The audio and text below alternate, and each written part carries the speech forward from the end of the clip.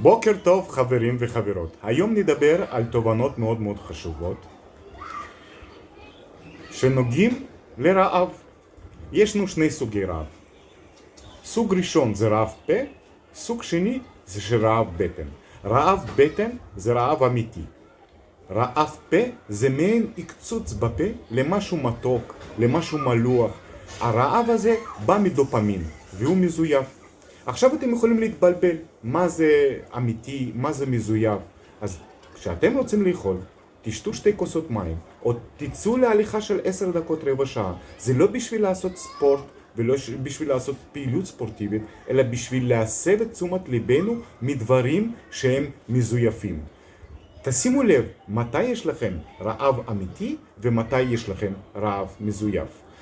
רעב מזויף אפשר לטפל בעזרת צחצוח שיניים, בעזרת מסטיק, שיחה עם מישהו, או להתעסק במשהו אחר. רעב מזויף בדרך כלל בא או לא שתינו מספיק מים, או לא אכלנו מספיק ירקות, או לא אכלנו חלבון, או לא אכלנו פחמימה. אז תשימו לב ממה רעב מזויף הזה מגיע אצלכם. אז שיהיה לכם בהצלחה, נתראה בסרטון הבא.